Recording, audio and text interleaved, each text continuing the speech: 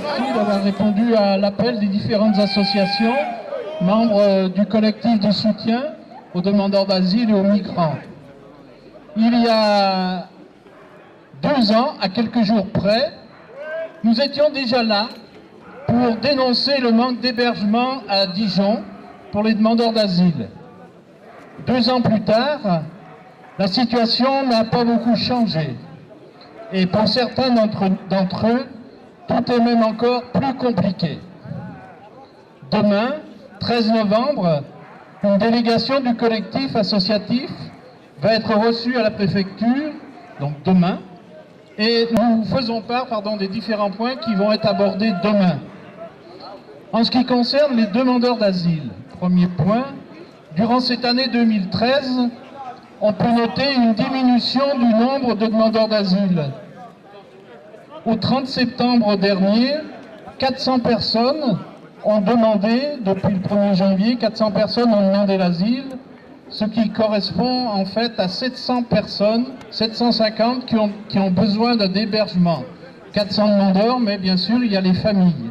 Donc 750 personnes qui demandent à être hébergées. L'année dernière, en 2012, à la même période, il y avait 1250 personnes à héberger. Donc une baisse sensible, importante. Néanmoins, l'hébergement est toujours un gros problème.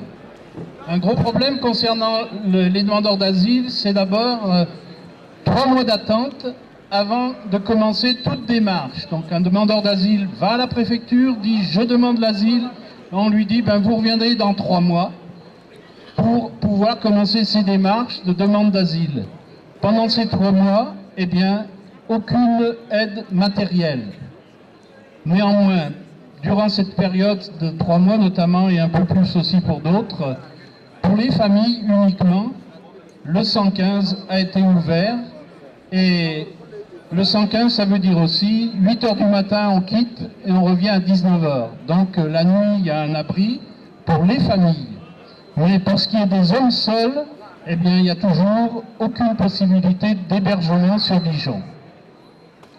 Par ailleurs, à l'issue des diverses démarches, que ce soit à l'OFPRA ou à la Cour nationale du droit d'asile lorsqu'il faut un recours, en Côte d'Or, seuls 10% des personnes obtiennent le statut de réfugié. Au niveau national, c'est 25%, mais en Côte d'Or, 10%.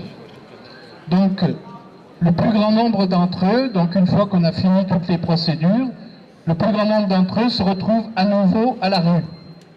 Donc, vous voyez, 3 mois d'attente au début sans logement. Éventuellement, pour les familles, les femmes seules et les couples, un hébergement. Pour les hommes seuls, jamais rien. Et une fois que tout est terminé, donc 90% des gens, c'est à nouveau la rue. Et donc, nous allons demain redemander à nouveau, d'une part, que le 115 soit ouvert durant toute la journée, parce que les gens, la période de froid commence, et donc pour les gens, c'est très compliqué.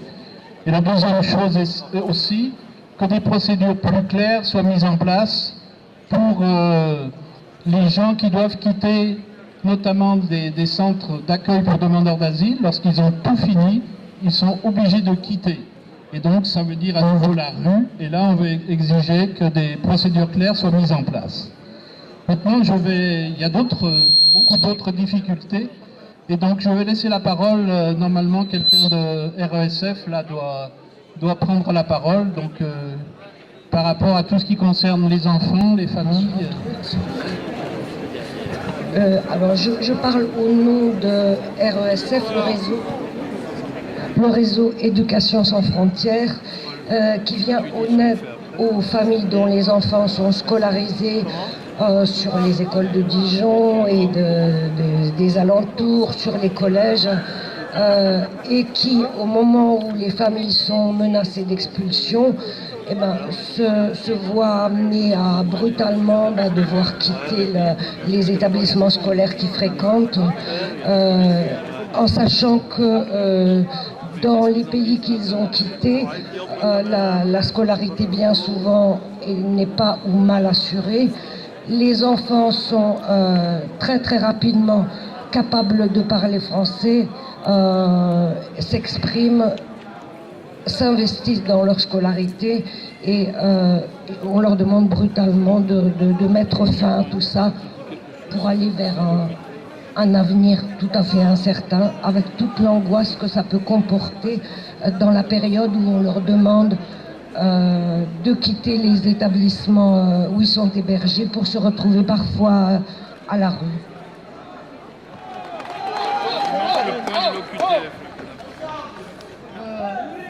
Pour compléter, parce qu'on s'était réparti les différents thèmes,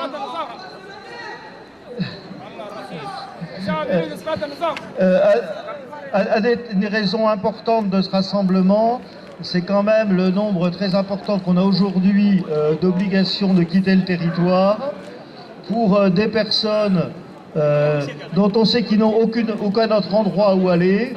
Je pense notamment à des personnes qui ont dû fuir des pays comme la Somalie, le Soudan, l'Érythrée, ravagés par des guerres ou par des dictatures, et dont beaucoup de dossiers aujourd'hui n'arrivent pas à aboutir, qui, quand ils demandent de pouvoir bénéficier d'autres mesures pour rester, se voient délivrer des OQTF.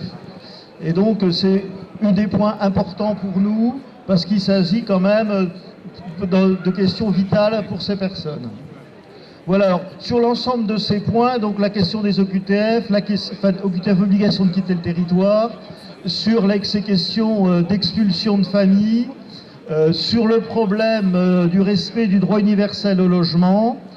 Donc nous avons écrit à la préfecture en insistant aussi sur le fait que nous considérons que les dossiers, la façon dont ils sont traités aujourd'hui, le sont d'une façon qui ne nous satisfait pas, parce qu'on a quand même un sentiment, je dirais, presque d'hostilité systématique et a priori quand les gens déposent leur dossier. Donc c'est tous ces problèmes que nous souhaitons aborder demain. Et donc nous ferons une information dès qu'on aura des résultats et des réponses là-dessus. Et on vous demande donc de rester mobilisés parce que malheureusement, avec l'arrivée de l'hiver, on risque de vivre, les demandeurs d'asile, les étrangers à Dijon risquent de vivre encore des périodes difficiles.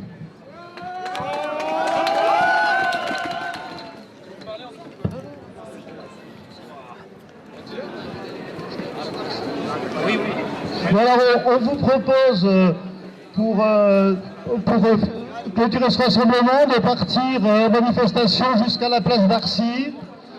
Et d'en profiter, ce sera l'occasion aussi de distribuer des tracts et de montrer notre détermination. Je vous demande est-ce que c'est un crime d'être immigré? Je vous demande est-ce que c'est un crime d'être réfugié? Est-ce que c'est un crime de pouvoir se déplacer? Non, c'est un crime de ne pas les laisser passer par la frontière, de les enfermer, puis expulser, laissez-les rester. Cette face.